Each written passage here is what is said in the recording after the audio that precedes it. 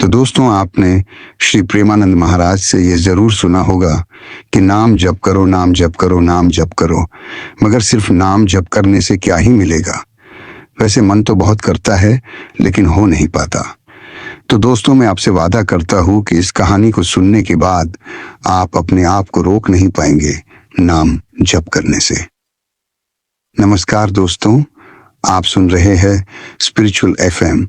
तो कहानी को शुरू करते हैं। एक गांव के कोने में दो पड़ोसी रहते थे। एक था गोपाल और दूसरा था रघु। दोनों की जीवन शैली, सोच और कर्म एक दूसरे से बिल्कुल विपरीत थे, लेकिन दोनों की एक चीज समान थी। वे एक ही गांव में रहते थे, एक ही मिट्टी में पले बढ़े थे। गोपाल एक निर्धन किसान था।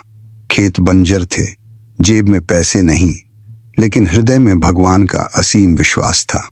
हर सुबह स्नान के बाद वह तुलसी के सामने बैठकर राम नाम का जाप करता। उसका चेहरा सदा शांत और संतोष से भरा होता, जैसे वह किसी और ही दुनिया का निवासी हो। गांव के लोग उसकी गरीबी पर दया करते, लेकिन उसके व्यवहार, संयम और भक्ति पर श्रद्धा रखते।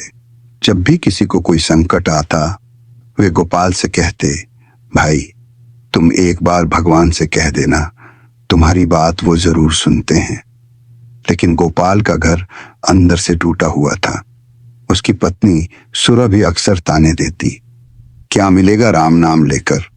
भूखे पेट तो भजन भी नहीं होता, ना कपड़े ढंग के हैं, ना खाने को भरपेट रोटी।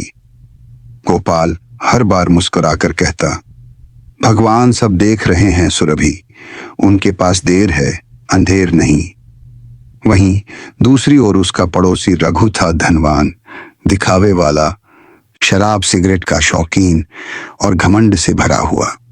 उसके घर में रंगीन बत्तियां जलती थीं, हर हफ्ते पार्टी होती थी, मगर एक भी बार उसने भगवान का नाम नहीं लिया। उसके लिए धर्म, भक्ति और आस्था गरीबों का नशा थी। गांव वाले ऊपर ऊपर रघु से हंसकर मिलते थे, मगर पीठ पीछे उसे घमंडी सुअर कहते।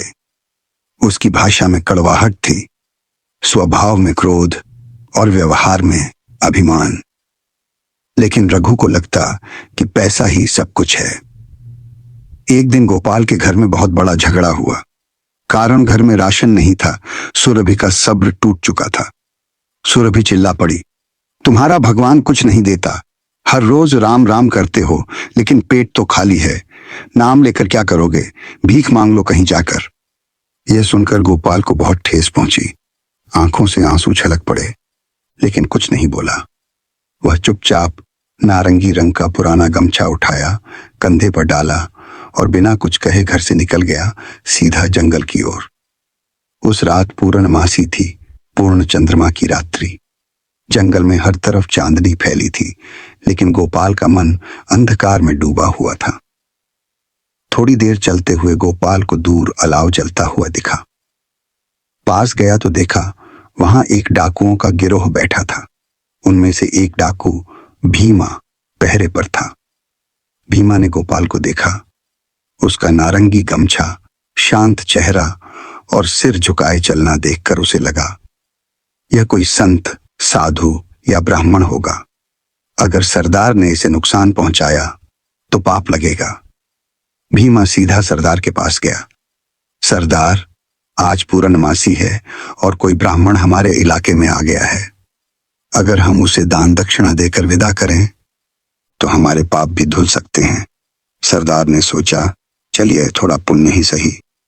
और फिर गोपाल को बुलवाकर उसे बिठाया, भोजन करवाया और एक थैला चांदी के सिक्कों से भरकर उसे दे दिया। गोपाल हक्का बक्का रह गया। ये क्या चमत्कार हुआ। वह तो सिर्फ प्रभु के नाम पर चलता गया और अब धन, सम्मान, भोजन सब मिला। सुबह होते ही गोपाल घर लौटा। सुरभि दरवाजे पर बैठी रो रही थी। जैसे ही गोपाल को देखा, दौड़कर उसके गले लग गई। मुझे माफ कर दो गोपाल, मैं कुछ भी समझ नहीं पाई। गोपाल ने मुस्कुराते हुए थैला खोला। चांदी के सिक्कों की खनक सुनते ही सुरभि की आंखें फटी की फटी रह गईं। दोनों ने मिलकर भगवान का धन्यवाद किया। हे प्रभु, आपने हमारी लाज रख ली। जब रघु को यह बात पता चली तो उसके अंदर जलन की आग भड़क उठी। मात्र एक जंगल घूमने से इतना धन, मुझे भी जाना चाहिए। आखिर मैं उससे ज्यादा काबिल हूं। रात होते ही रघु अपनी सोने की अंगूठियां, कीमती जेवरात, महंगे वस्त्र पहनकर जंगल की ओर निकल पड़ा। लेकिन इस बार ड्यूटी पर कालू नामक डाकू था, लालची, निर्दयी और क्रूर। जैसे ही रघु जंगल में पहुंचा, कालू ने देखा कि यह कोई धनी आदमी है। उसने तुरंत सरदार से जाकर कहा, सरदार, एक अमीर व्यापारी इधर आया है, शायद किसी खजाने की तलाश में, लूट लेते हैं। सरदार ने हां कर दी। रघु को बुलाया गया, बिठाया गया और फिर जब मौका मिला तो उसके सारे गहने, पैसे और कीमती वस्त्र उतार लिए गए। उसे नंगे पांव, खाली हाथ जंगल से भगा दिया गया। रघु जैसे तैसे घर पहुंचा, जमीन पर गिर पड़ा। किसी ने उसे नहीं पूछा। उसके पुराने दोस्तों ने उसका मजाक उड़ाया। अब पता चला, बड़ा दिल चाहिए, सिर्फ पैसों से कुछ नहीं होता। गांव वालों ने भी मदद से इनकार कर दिया। तू कभी हमारी बात सुनता था, अब भुगतो। रघु का अभिमान टूट चुका था। उसने गोपाल से पूछा, उन डाकुओं ने तुम्हें इतना धन दिया और मुझे लूट क्यों लिया? गोपाल धीरे से बोला, मैं कोई ज्ञानी नहीं, बस प्रभु का नाम लेता हूं। मेरे पास कोई शक्ति नहीं, बस श्रद्धा है। सब कुछ उन्हीं की कृपा है। इस कथा से यही शिक्षा मिलती है कि नाम का जाप सिर्फ ध्वनि नहीं, वह प्रभु से संवाद है। जो श्रद्धा से नाम जपता है, उसकी रक्षा स्वयं भगवान करते हैं। और जो अहंकार से भरा होता है, वह धन होते हुए भी दरिद्र रहता है। जहां सच्ची भक्ति होती है, वहां भगवान खुद रास्ता बना देते हैं।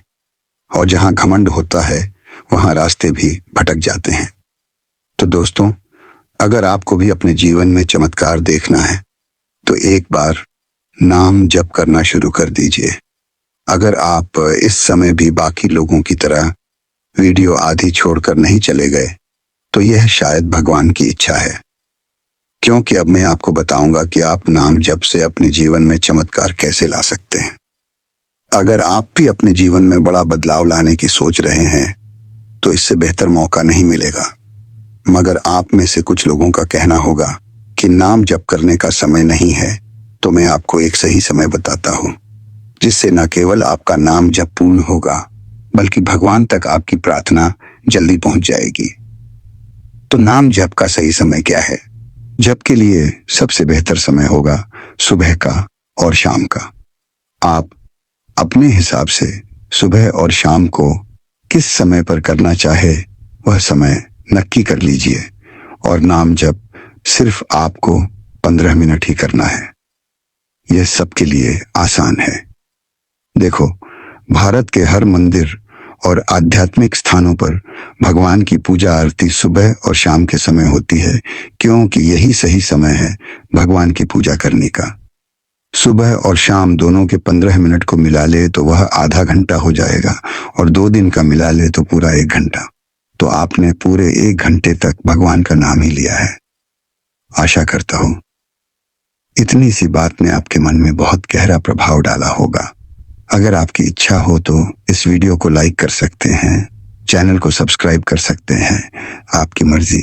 मेरा काम था आपको सही मार्ग दिखाना, और आप सच में नाम जप करना शुरू करना चाहते हैं और अपने जीवन में नया बदलाव लाना चाहते हैं, तो इन नए बदलाव की शुरुआत अपने इष्ट देव का नाम कमेंट में लिखा कर सकते हैं। मैं उनसे प्रार्थना करूं कि आपकी सहायता जरूर करें, और इस वीडियो को अपने परिवार और मित्रों से जरूर शेयर करें। शायद आपकी वजह से किसी का भला हो जाए।